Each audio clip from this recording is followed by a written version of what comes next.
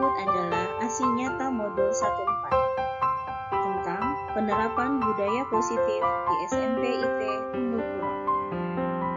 Assalamualaikum warahmatullahi wabarakatuh. Salam Guru Penggerak. Perkenalkan, saya Rina Hesti Hairani, CGP Angkatan 8 dari SMP IT Ummul Qura, Bogor.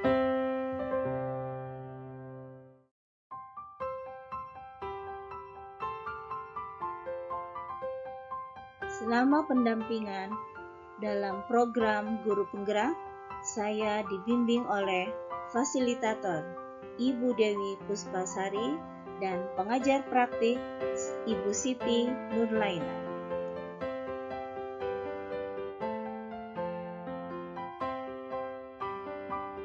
Bapak Ibu guru hebat, salah satu tanggung jawab guru adalah bagaimana menciptakan suatu lingkungan positif yang terdiri dari warga sekolah yang saling bekerja sama, saling mendukung, dan saling belajar, sehingga tercipta kebiasaan-kebiasaan baik warga sekolah.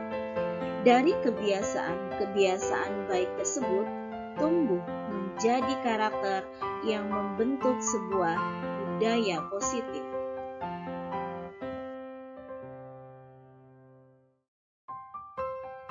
Latar belakang aksi nyata yang saya lakukan ini adalah terbentuknya budaya positif merupakan kewajiban seorang pendidik.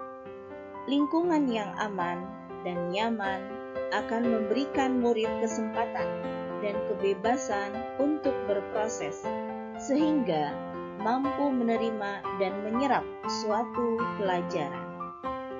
Ketika mendengar kata disiplin, kebanyakan orang akan menghubungkan kata disiplin dengan tata tertib, teratur, dan kepatuhan pada peraturan.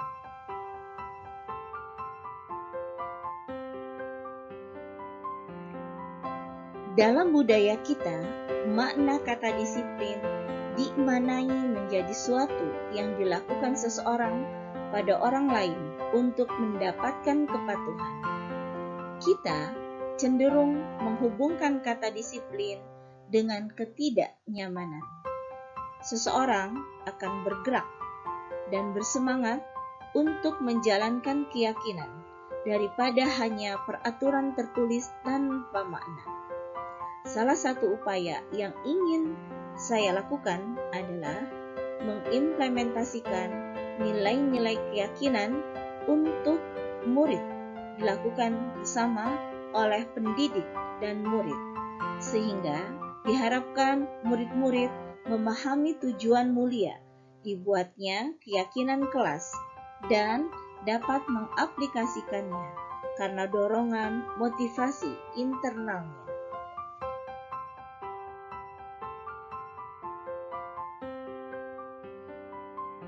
Tujuan aksi nyata yang saya lakukan yang pertama adalah mewujudkan peran sebagai guru yang membangun budaya positif dengan menerapkan disiplin positif dalam berinteraksi dengan murid. Yang kedua, mewujudkan keyakinan kelas sebagai bagian dari pelaksanaan disiplin positif yang terbangun dari motivasi internal murid.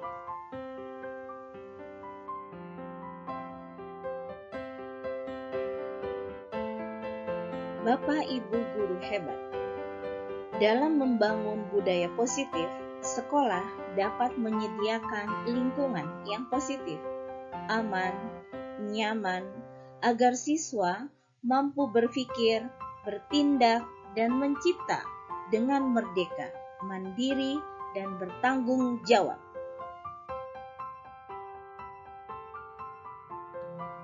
Tujuan disiplin positif adalah untuk menanamkan motivasi kepada semua siswa kita agar mereka menjadi orang yang mereka inginkan dan menghargai diri sendiri dengan nilai-nilai yang mereka percaya.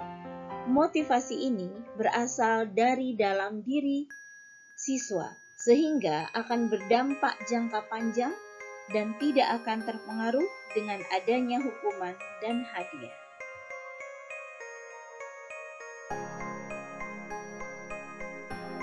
Ada beberapa hal yang akan dibahas pada budaya positif ini. Yang pertama adalah 5 kebutuhan dasar manusia.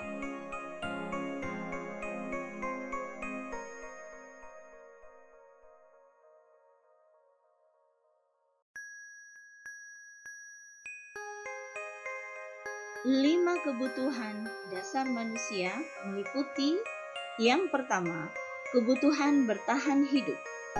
Yang kedua, kebutuhan cinta dan kasih sayang atau kebutuhan untuk diterima. Yang ketiga, kebutuhan penguasaan atau kebutuhan pengakuan atas kemampuan diri. Yang keempat, kebutuhan kebebasan atau kebutuhan akan pilihan. Yang kelima, kebutuhan kesenangan atau kebutuhan untuk merasa senang.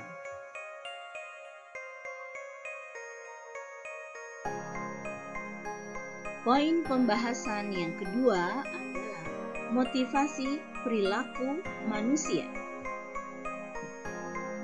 Pada pembahasan ini, motivasi perilaku manusia ada 3. Yang pertama adalah untuk menghindari ketidaknyamanan atas hukuman.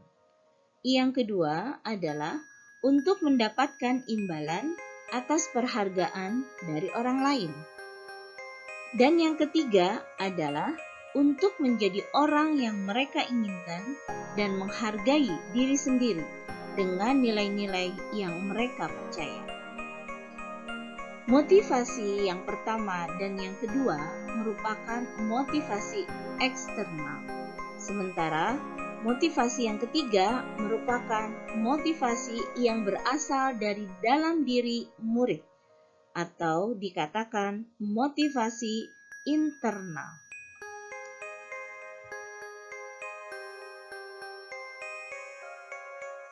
Selanjutnya, pembahasan yang ketiga adalah 5 posisi kontrol guru.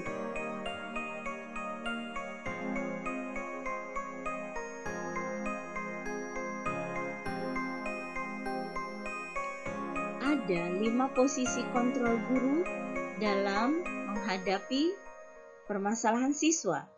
Yang pertama adalah penghukum, yang kedua adalah pembuat orang merasa bersalah, yang ketiga adalah guru sebagai teman, yang keempat adalah guru sebagai pemantau, dan yang terakhir adalah guru sebagai manajer.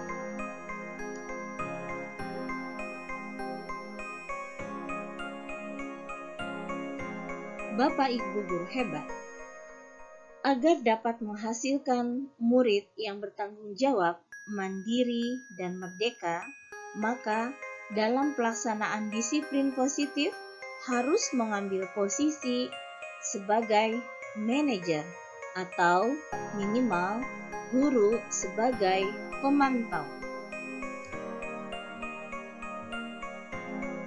Posisi guru sebagai manajer, mengapa diperlukan? Karena guru berbuat bersama dengan murid, mengajak siswa mempertanggungjawabkan perilakunya. Yang kedua, guru mendukung siswa menemukan solusi atas permasalahannya sendiri, tidak untuk mengatur perilaku siswanya, tetapi untuk membimbing siswa agar dapat mengatur dirinya. Dan yang ketiga, siswa diajak menganalisis kebutuhan dirinya dan kebutuhan orang lain.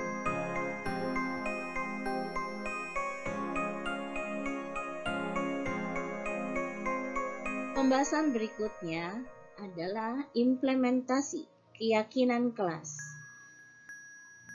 Setelah mengikuti program guru penggerak dan mempelajari modul 1.4 tentang budaya sekolah, saya berupaya untuk mengimplementasikan salah satu budaya sekolah berupa keyakinan kelas.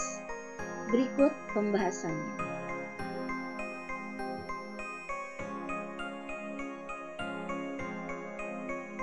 Berbicara tentang keyakinan kelas, keyakinan merupakan nilai-nilai kebaikan atau prinsip-prinsip yang disepakati secara universal dan dapat dibuat oleh guru bersama murid.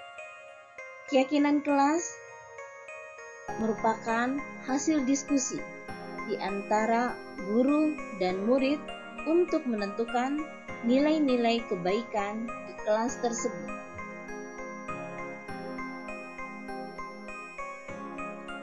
Berikut ini adalah salah satu contoh implementasi keyakinan kelas di SMP Ummul Qura. Setelah guru bersama siswa membuat keyakinan atau kesepakatan kelas, maka hasilnya akan ditempel di dalam kelas masing-masing yang berfungsi untuk mengingatkan bersama-sama apa saja poin-poin yang menjadi keyakinan kelas, hasil diskusi antara guru dan murid. Berikut ini adalah contoh keyakinan kelas atau kesepakatan kelas di level 7.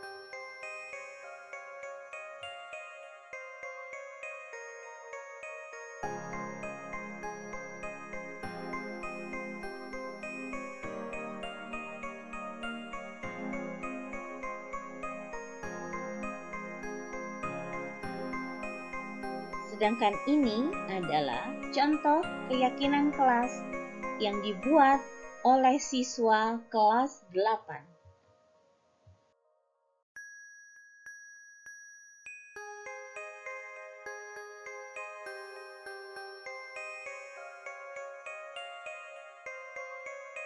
Kelas 9 pun ikut membuat keyakinan kelas atau kesepakatan di kelasnya.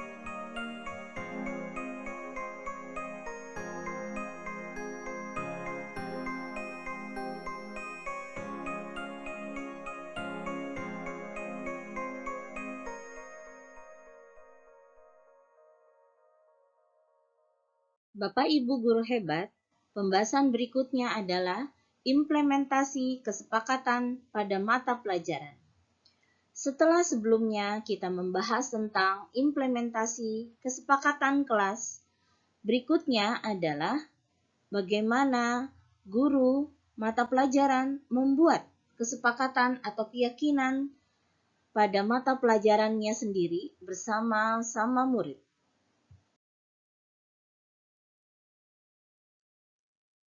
Berikut ini adalah kegiatan yang saya lakukan ketika membuat keyakinan mata pelajaran di kelas 8F. Saya selaku guru bersama-sama siswa membuat beberapa kesepakatan.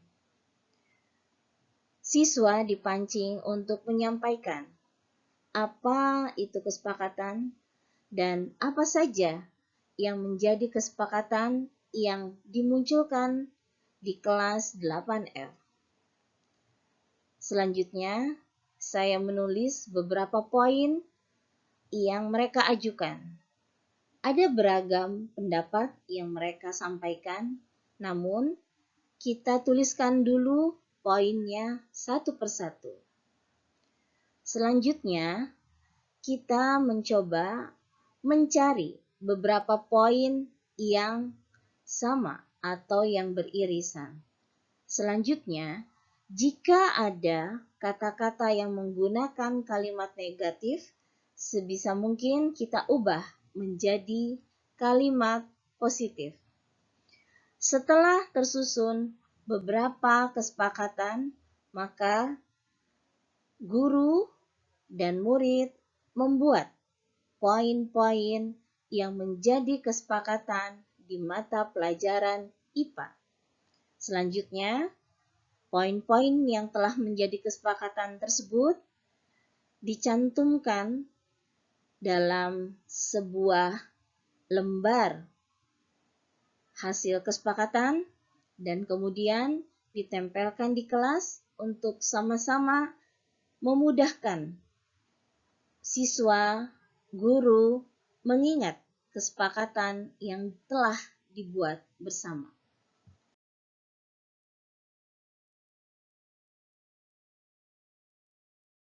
Kakak, hari ini kita akan membuat kesepakatan kelas. Kesepakatan mata pelajaran IPA. Nah, silakan dari kakak ada nilai-nilai kebaikan apa saja yang mau kita buat dan itu menjadi kesepakatan bersama saat pelajaran IPA. Boleh? Ada yang mengajukan dulu? Itu boleh disebut kesepakatan atau keyakinan. Ya, jadi kakak enaknya mau apa? Keyakinan atau kesepakatan? Enaknya apa? Keyakinan pada mata pelajaran IPA atau kesepakatan pada mata pelajaran IPA? Kesepakatan. Kita buat ya. Aduh, habis. Ada yang punya single? Kesepakatan mapel IPA. Oke. Ustazah kumpulkan dulu masukan dari kalian, nanti kita rumuskan jadi satu. Oke, raise hand. Siapa yang punya pendapat atau masukan kira-kira apa saja yang buat kalian harus disepakati baik oleh kalian dan Ustazah juga tentu. Oke, satu. Nggak boleh tidur. Nggak boleh tidur? Boleh, betul. Tidak boleh tidur. Emang ada tidur lagi? Di meja sana ada nggak Ustazah? Oke, tidak boleh tidur. Ustazah tulis ya. Tidak boleh tidur. Apalagi yang kedua? Ustazah, ini yang nggak boleh semua. Nanti kita akan ubah kata negatif menjadi kalimat positif. Ya, kita kumpulin dulu. Boleh makan permen. Gimana kak? Boleh nggak makan permen? Boleh ya. Tapi nggak boleh permen karet. Iya. Sekarang Ustazah tanya, emang kenapa kalau makan permen? Biar nggak ngantuk Ustazah. Biar nggak bosan. Iya, biar nggak bosan, biar nggak ngantuk. Tapi kalian yang lain keganggu nggak kalau ada temennya makan permen? Nggak keganggu? Nggak kutuk-kutuk gitu nggak ya? Kita tulis dulu ya. Oh, di mood aja. Nggak boleh makan permen karet, tapi boleh ngemut makan permen. Oh gitu ya? Kalau nggak makan permen apa? Boleh makan permen, tapi bukan permen karet. Ya. Habis ya. Di situ harus ketemu ya, Kak? Oke, yang ketiga apa? Nggak boleh telat mengumpulkan tugas. Tidak boleh telat ngumpulin tugas. Boleh. Tidak boleh terlambat mengumpulkan tugas. Oke. Off dulu Kak. Enggak. Selanjutnya yang keempat. Apa Kak? Yang keempat. Apa Mira? Ayo. Tepat waktu. Tepat waktu hadir ke kelas. Tepat waktu hadir ke kelas. Apa lagi? Ayo Kak. Apa lagi ayo Kak? Biasanya kalau lagi belajar, apa aja sih yang penting buat kalian perhatikan selama pembelajaran? Papan tulis itu alatnya, kegiatannya. Boleh nggak ada yang ribut? Boleh nggak ada yang main ledek-ledekan? Apa kira-kira? Hah? Tidak boleh bully. Boleh kakak sederhanakan jadi kalimat apa? Saling menghargai. Saling menghargai. Tidak boleh apa tadi? Ada tidak boleh ngobrol. Sampai tidak boleh ngobrol jika berarti ada berapa nilai nih? Yang kelima tadi apa? Saling menghargai. Saling menghargai itu, Hani boleh kasih contohnya apa nih? Misalnya, Saling menghargai itu banyak loh Kak. Contohnya apa? Saling menghargai pendapat. Apalagi? Apa Kak? Hah? Menghargai pencapaian. Oh, jadi kalau ada nilainya gede, ada nilai kecil, pokoknya saling menghargai, nggak boleh menghina. Oke, boleh. Jadi saling menghargai ini luas ya. Nggak boleh ada ngeledek kalau nilainya kecil. Kalau beda pendapat harus dihargai, wajar beda pendapat begitu ya. Oke. Tadi kata bagus apa tuh? Oh. Yang nggak bawa buku tulis keluar Bu. Iya Kak, ada satu nih. Setuju nggak? Tidak boleh ngobrol pada saat guru menjelaskan, karena mata pelajaran IPA cukup berat untuk dipahami. Setuju nggak Kak? Setuju. Kalau ada ngobrol DP. Oh, nah,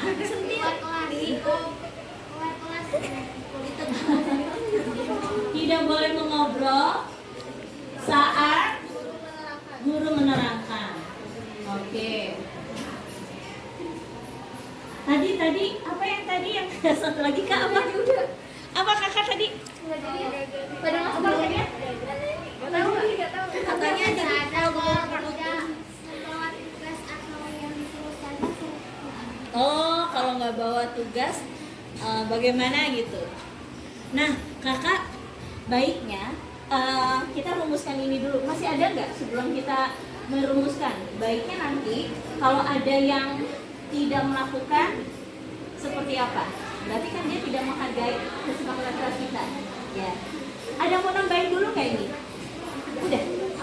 Apa? Nggak boleh sibuk sendiri kalau saya lagi nerangin. Nggak boleh sibuk sendiri kalau lagi nerangin. Serupa nggak dengan ini? Berarti ini kalau tidak boleh sibuk sendiri, nanti kita rumuskan jadi satu ya, karena mirip ya. Apa tadi?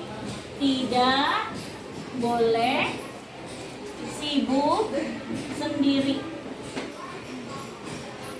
saat guru menerangkan.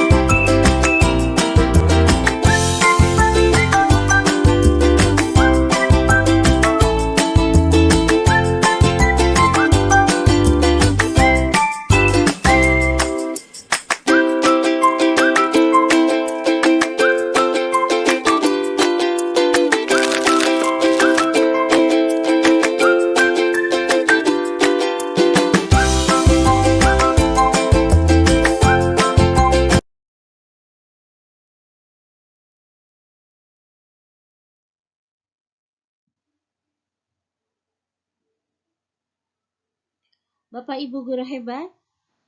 Yang keenam adalah implementasi penyelesaian masalah dengan menggunakan segitiga restitusi.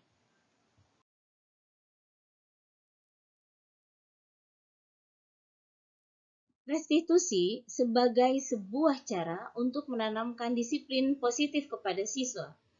Restitusi merupakan proses menciptakan posisi bagi siswa untuk memperbaiki kesalahan mereka, sehingga mereka bisa kembali kepada kelompoknya dengan karakter yang lebih kuat.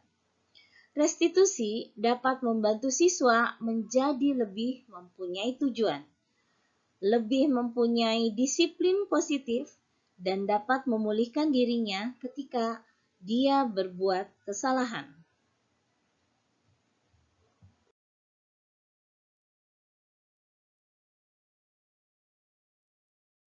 Berikut ini adalah tahapan segitiga restitusi.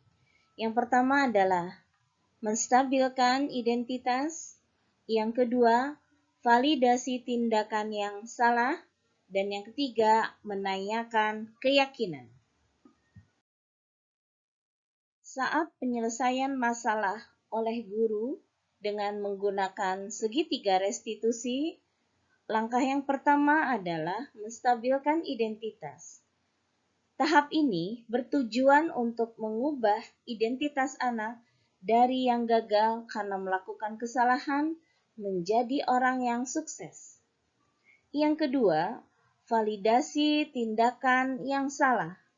Guru harus memahami alasan dan memahami bahwa setiap orang pasti melakukan hal yang terbaik pada waktu tertentu. Dan tahapan yang terakhir adalah menanyakan keyakinan. Guru menanyakan nilai-nilai yang dipercaya dan berpindah menjadi orang yang diinginkan. Berikut ini adalah kasus yang pertama yang saya lakukan dengan menggunakan segitiga restitusi dalam mengatasi permasalahan murid. Ara adalah siswa kelas 8D yang juga anggota OSIS SMP IT Ummul Qura. Tampak duduk di luar kelas, sedang mengerjakan tugas mata pelajaran IPA yang belum dikerjakannya. Padahal saat itu Ustazah Astianti sebagai guru mapel IPA sedang mengajar di dalam kelasnya. Ternyata sudah 3 kali Ara tidak mengerjakan tugas yang diberikan oleh Ustazah Astianti. Pada saat rapat level 8, beberapa guru mengeluhkan hal yang sama. Ara yang sering tidak mengerjakan tugas mata pelajaran yang diberikan. Bahkan ada beberapa guru yang menyampaikan Ara sering tertidur saat pembelajaran berlangsung. Namun, hal itu berulang beberapa kali, bukan hanya pada saat mata pelajaran IPA saja. Ternyata di beberapa mata pelajaran lain pun Ara seringkali tidak mengerjakan tugas. Ketika ditanyakan mengapa Ara seringkali tidak mengerjakan tugas, ternyata ada beberapa alasan Ara. Ara seringkali tidur larut malam. Akhir-akhir ini Ara selalu menggunakan HP-nya hingga larut malam. Rupanya Ara aktif membuat konten di akun TikTok-nya sehingga larut malam. Ternyata bukan hanya itu saja, Ara juga sedang ketagihan mengikuti salah satu serial drama Korea yang berseri yang tengah viral. Akhirnya, Ara diajak berdialog dengan wali kelasnya untuk menggali permasalahan Ara tersebut. Apalagi Ara adalah salah seorang pengurus OSIS yang seharusnya menjadi model bagi siswa lainnya terkait pelaksanaan budaya positif di sekolahnya.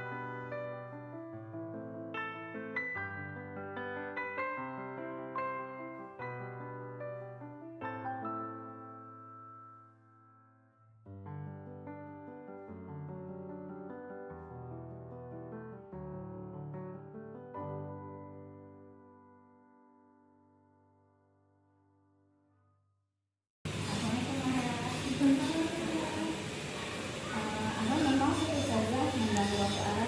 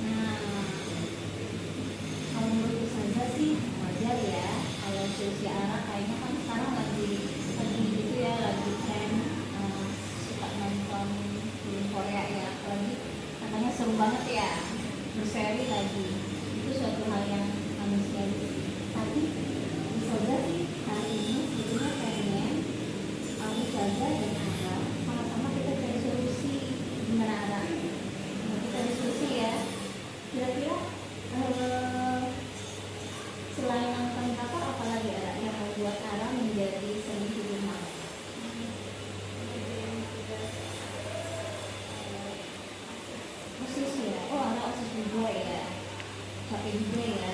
Kira-kira Ara punya solusi nggak untuk mengatasi permasalahan Ara?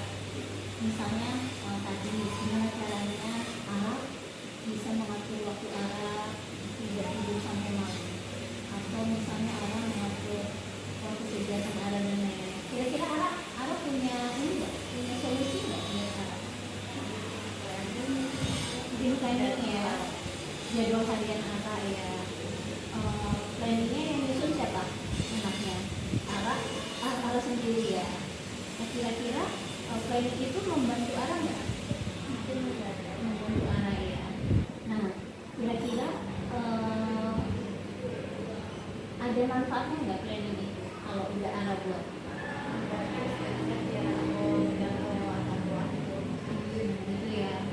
Nah, berarti Ara menyadari ya kalau sering nggak ngerjain tugas, terus tiduran di kelas, itu hal yang positif atau negatif? Negatif ya. Ara ingin mencoba memperbaiki itu.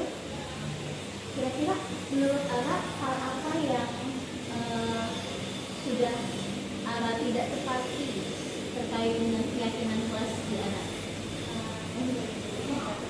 Mungkin juga tepat waktu apa lagi sedang tiduran.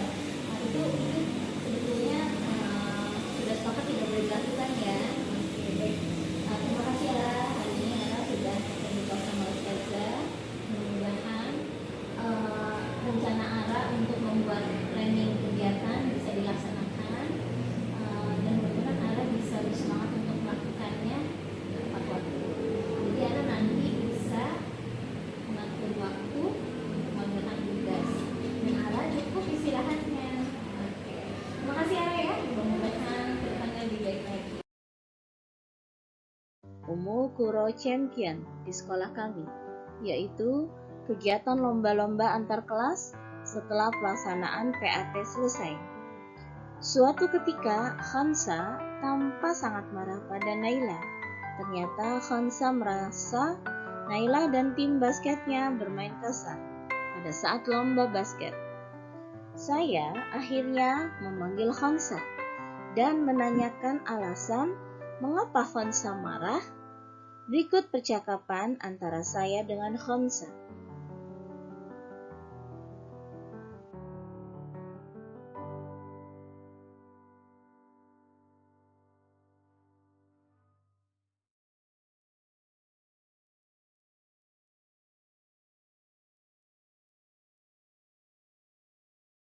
Assalamualaikum Hansa.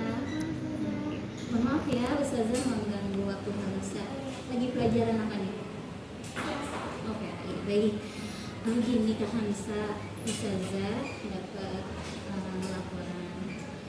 Kemarin pada saat UTC, Hansa sempat teriak-teriak ya di lapangan ya. Pada saat lomba apa Mas? Basket, belajar basket ya. Itu kenapa Hansa teriak-teriak dan marah-marah di lapangan?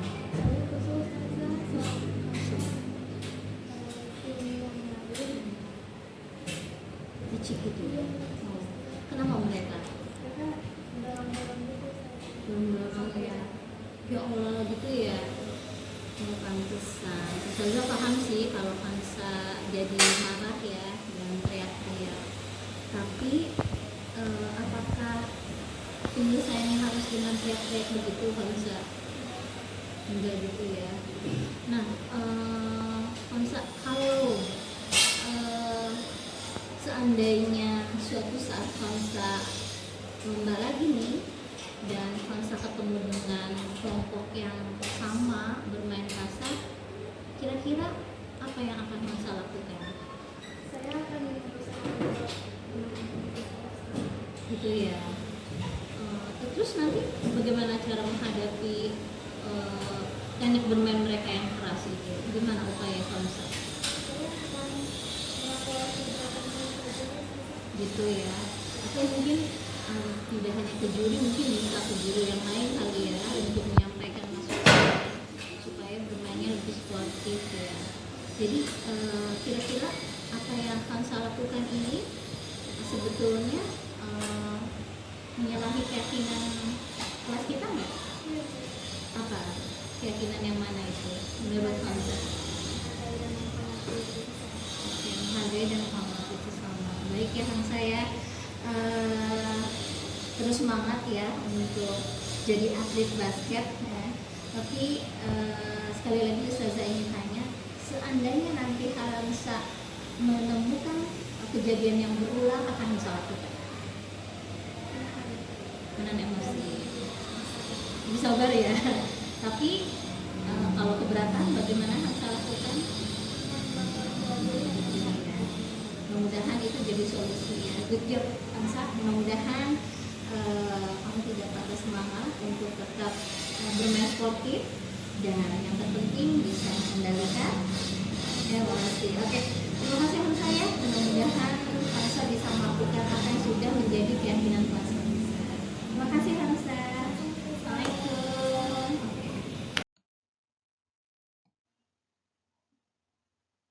Bapak Ibu guru hebat, demikian kasus-kasus yang muncul dan diselahkan dengan pendekatan segitiga restitusi. Dengan demikian, saya berharap restitusi itu bukan menebus kesalahan, tetapi untuk belajar dari kesalahan. Yang kedua, restitusi itu fokus pada karakter dan bukan tindakan. Dan yang ketiga, restitusi menuntun untuk melihat ke dalam diri siswa. Assalamualaikum warahmatullahi wabarakatuh. Teman-teman, alhamdulillah. Apa kabarnya? Maaf mengganggu waktunya dari siang hari. Perkenankan saya menyampaikan diseminasi modul. Jadi ada yang bertanya ya belum? Diseminasi apa sih? Jadi diseminasi itu saya menyampaikan kembali apa yang sudah saya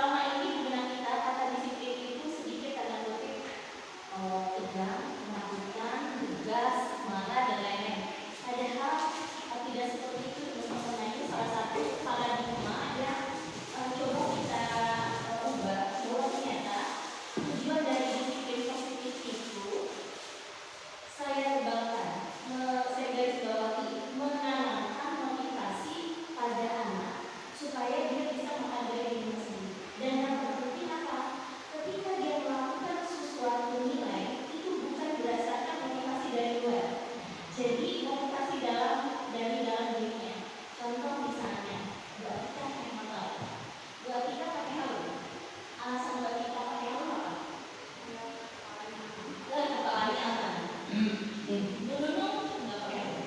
Siapa pakai helmnya? Kalau Bulia pakai helm. Alasannya takut ditangkap polisi. Jika kalau nggak ada polisi, Bulia mah bisa aja. Nah, antara Bu Atika sama Bulia itu sama nggak teman-teman? Beda. Ada yang berdasarkan dari motivasi internal. Kira-kira Bu Atika yang Bulia? Bu Atika.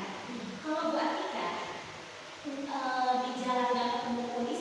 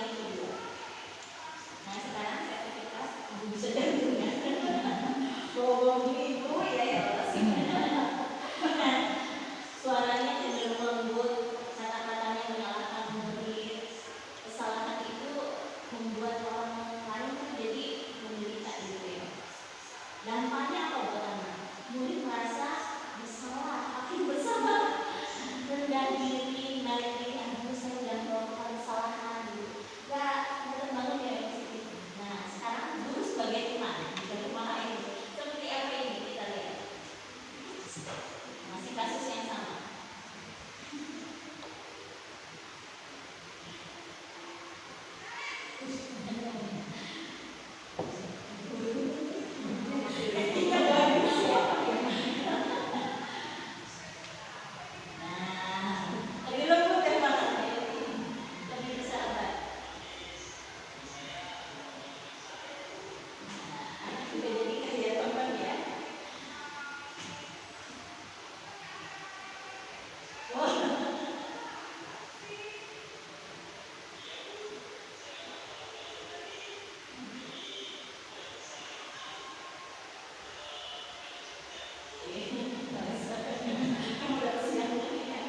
Nah ini tipe sebagai teman. Kita lihat dampaknya. Nah, kita sertifikat dulu lama, sedang galau, hangat, iya bagus sih. Tapi ternyata efeknya apa?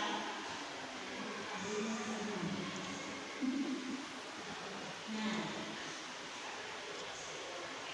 jadi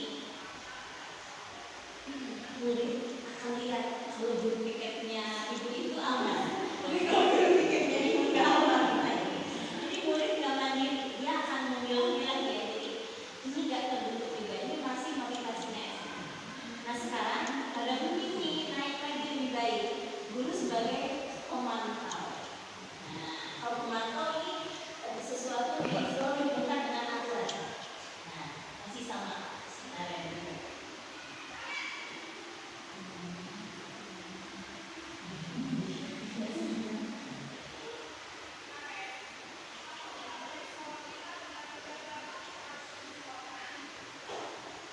Di bawahnya tak ada.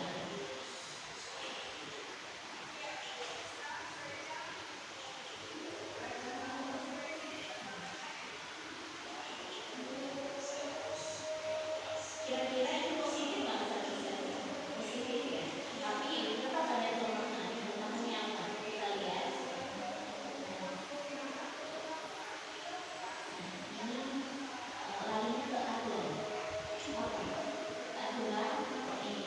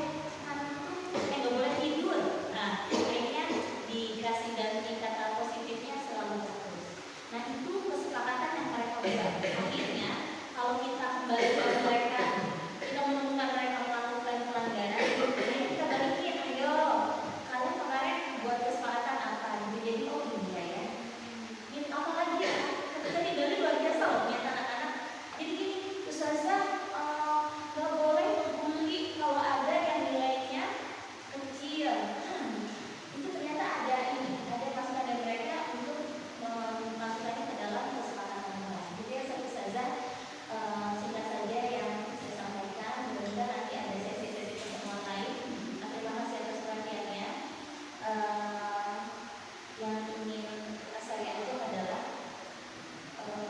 kita berupaya menjadi guru yang bermakna bagi anak-anak kita. Salah satunya adalah ambillah posisi kita sebagai guru. Belum lagi nanti ada posisi lain yang sangat dinantikan, karena anak akan nyaman dengan kita, anak akan senang dengan kita, sehingga dia bersemangat untuk belajar dan terbentuk karakter yang terbangun positif. Ya. Jadi mari Ustazah kita bentuk lingkungan positif di sekolah kita sehingga berbudaya berangkat dari budaya-budaya positif yang kita buat. Terima kasih atas perhatiannya. Saya ucapkan Assalamualaikum warahmatullahi wabarakatuh. Terima kasih. Saya keburu. Assalamualaikum warahmatullahi wabarakatuh.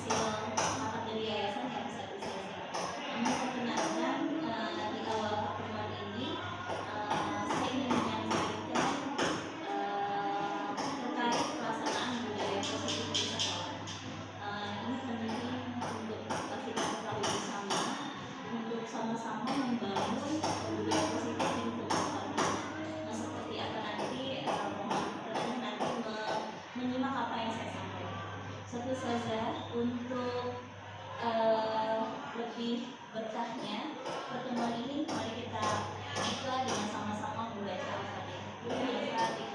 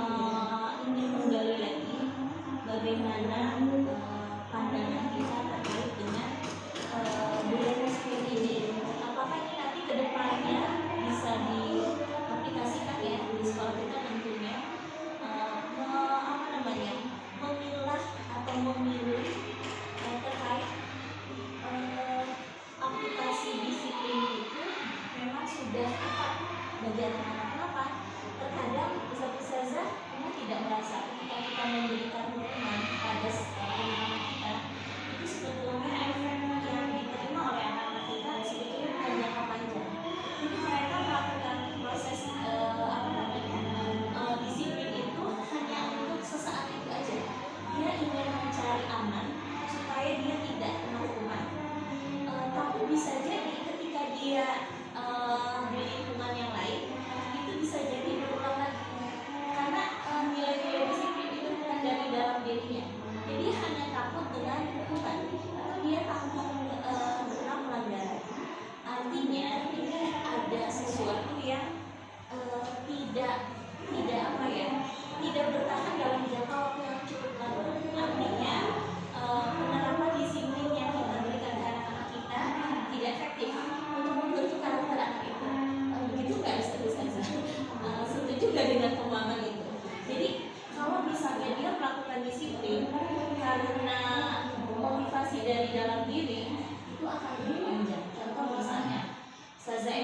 kenapa ke sekolah pakai helm?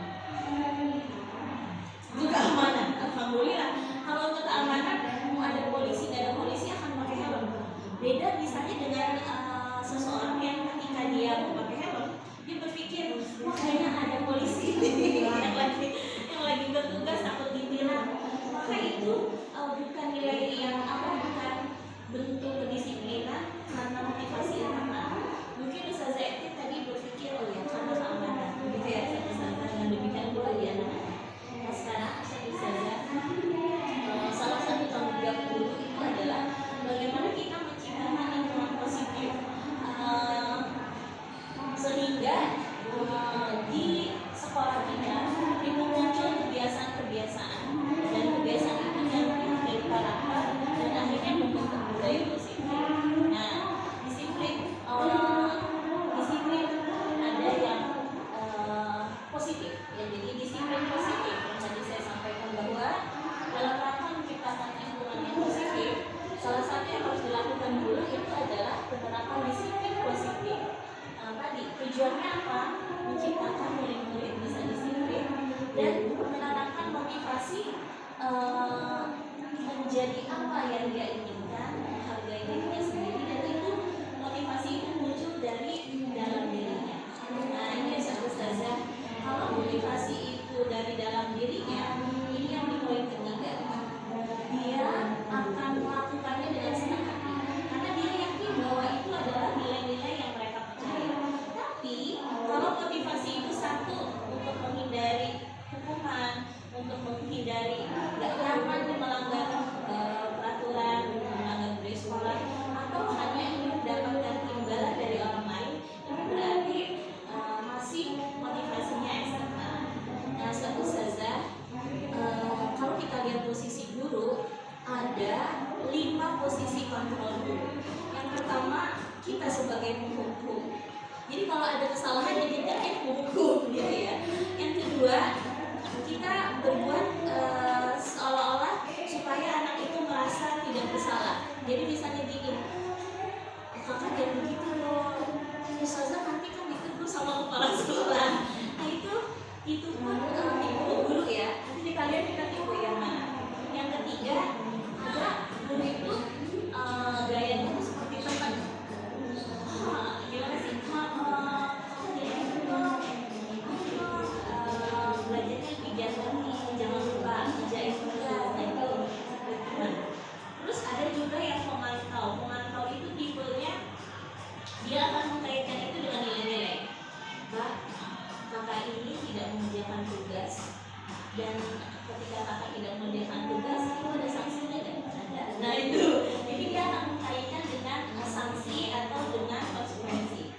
Nah beda dengan guru yang berfungsi sebagai manajer. Kalau guru yang berfungsi sebagai manajer, dia akan mengembalikan itu ke anak, dan dia akan menggali ya kesadaran anak itu sampai akhirnya si anak itu betul-betul menyadari bahwa kesalahan yang dia lakukan itu artinya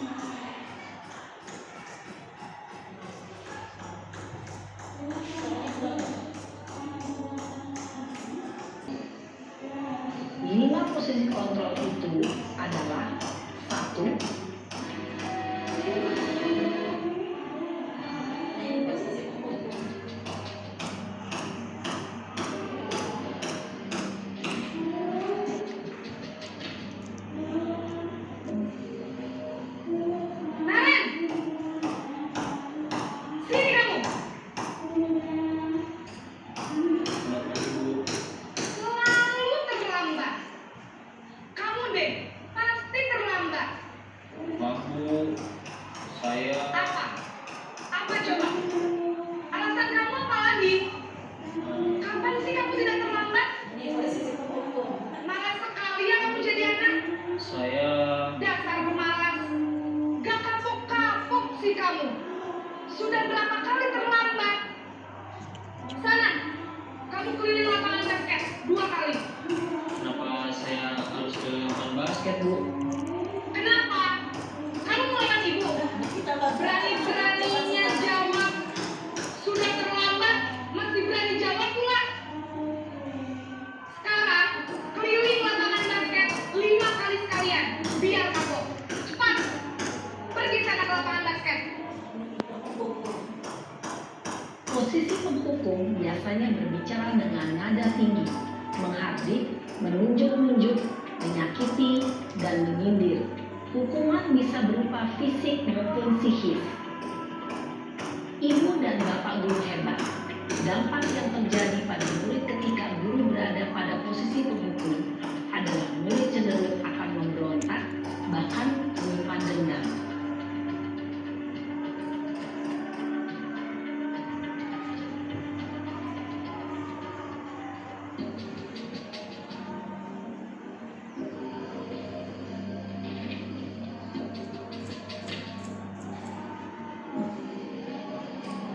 Naren!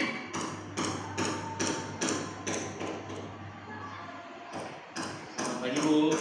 Naren. Kamu kenapa terlambat lagi, nak?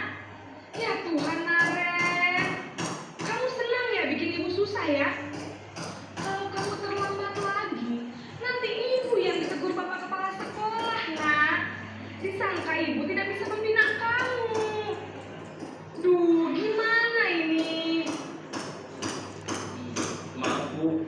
Duh, Gusti Naren. Kamu suka ya kalau ibu tegur bapak kepala sekolah?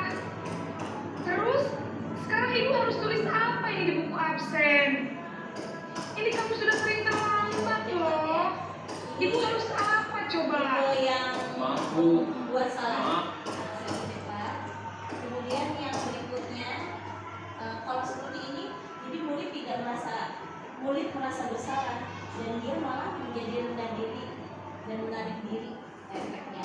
Yang ketiga, ini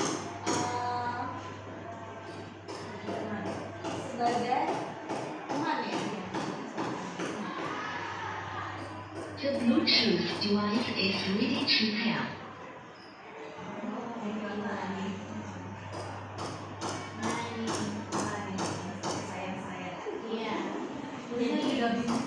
Ini kayak seperti teman, tapi juga akhirnya punya ini ya, dampaknya juga nggak panjang.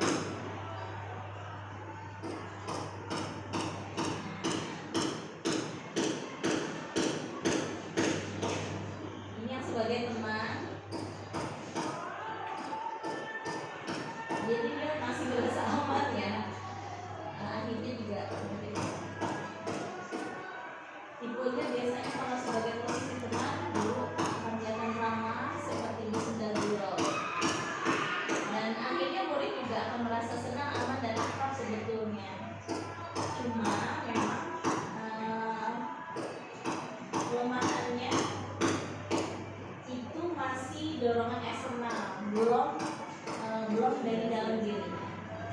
Yang berikutnya tidak tahu. Ini sebagai pemantau, nanti dikaitkannya dengan peraturan. Ketika terlambat, apa aturannya? Masih lebih baik sebetulnya dari yang sebelum-sebelumnya ketika peran-peran yang diperankan oleh guru tadi.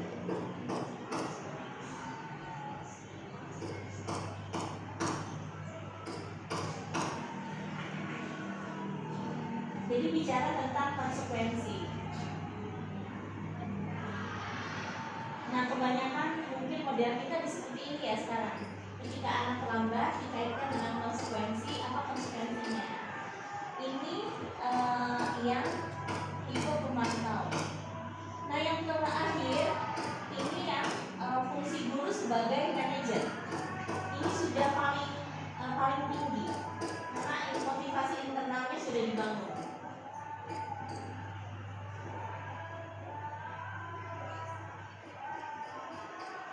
Ya, ada coaching ya.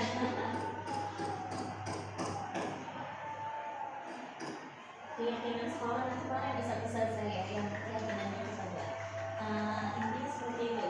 Jadi yang form manager ini nanti mengkaitkan dengan nilai-nilai yang sudah ada harus disepakati.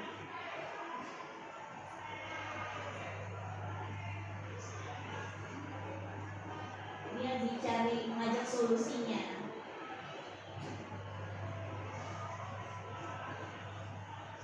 Jadi anak akan memutuskan ya mereka ya. Jadi model coaching ya.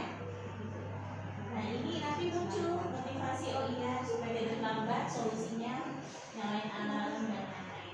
Minta bangunin kakaknya dan gitu ya. Bisa ini membedakan peran guru yang bisa dimainkan dalam pelaksanaan budaya sekolah. Sedikit lagi saya ingin melanjutkan yang tadi. Jadi Ustazah, salah satu penerapan dari budaya positif ini adalah membuat keyakinan kelas. Ini sudah saya sampaikan di pertemuan yang lalu bahwa keyakinan kelas itu adalah keyakinan yang merupakan nilai-nilai kebaikan yang disepakati bersama antara guru dengan murid-murid. Jadi ketika nanti ada satu pelanggaran kedisiplinan, maka kita akan kembalikan lagi ke anak-anak. Maka kita kan sudah membuat ini sama-sama.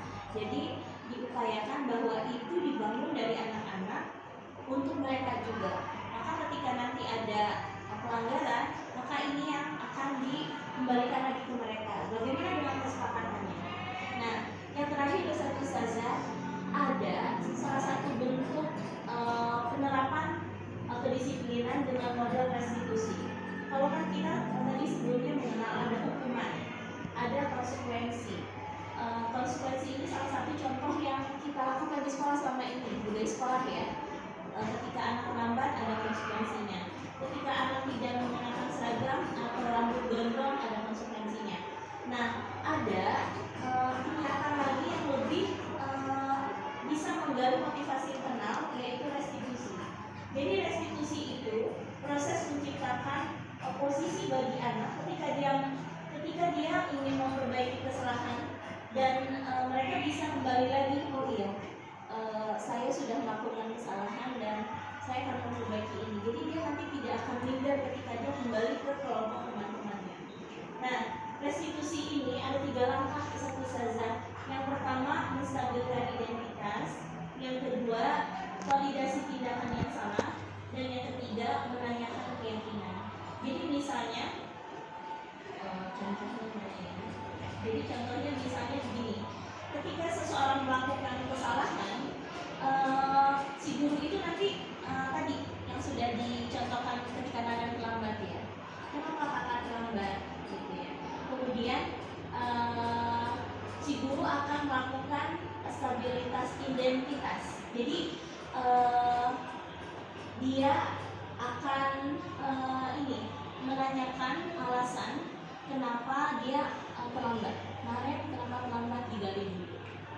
Kemudian nanti validasi tindakan yang salah. Nah, guru itu menyatakan, misalnya, ibu mengerti kenapa kakak terlambat. Nah, terus nanti dia akan diajar apa kira-kira yang ingin kamu perbaiki. Jadi sebetulnya validasi tindakan yang salah itu guru menyampaikan bahwa guru memahami kesalahan yang dibuat, tapi nanti di akhir dia akan menanyakan keyakinan apa yang bisa dia lakukan untuk memperbaiki itu. Nah, itu yang digali adalah kesadaran si anak sehingga muncul nanti motivasi untuk memperbaikinya. Itu satu saja. Jadi mudah-mudahan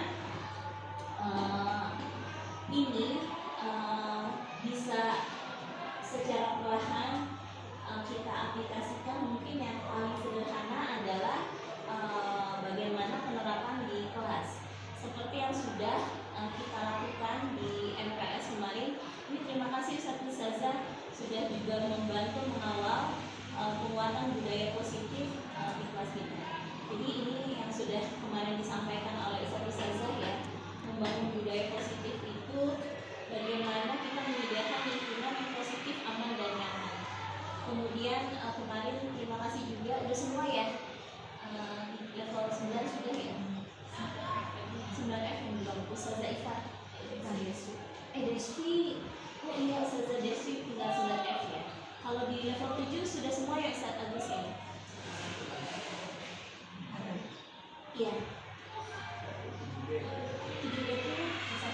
Safi kalau iya. Mudah-mudahan nanti bisa. Nanti boleh ditanya juga tuh ke anak-anak di kelas bagaimana dengan penerapan apa namanya budaya positifnya juga silakan ini semua ya.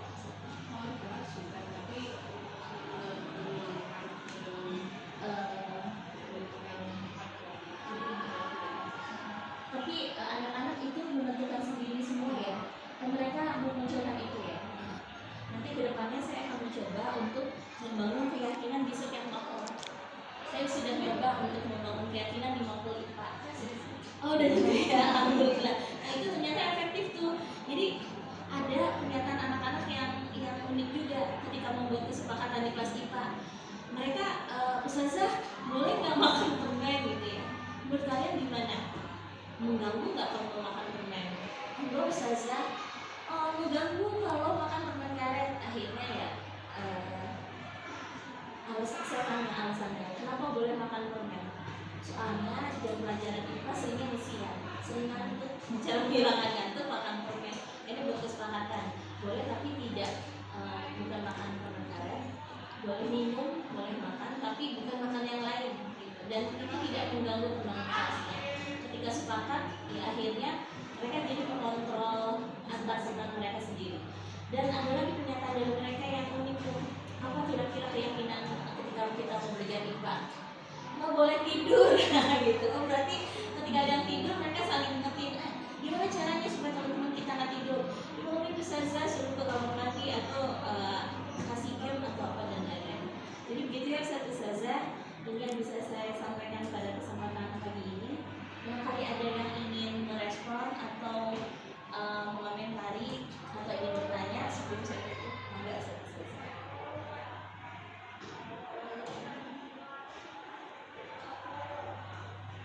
Gak ada ya? Baik, alhamdulillah. Mudah-mudahan kedepannya penerapan budaya positif itu bisa kita terapkan perlahan-lahan. Karena perubahan itu tidak bisa langsung. Mudah-mudahan dari hal yang kecil dulu tadi kita awali dari keyakinan kelas ya. Mudah-mudahan nanti kedepannya kita bisa mengambil peran guru sebagai manajer yang lebih baik. Terima kasih atas perhatiannya. Saya cukupkan demikian. Assalamualaikum warahmatullahi wabarakatuh.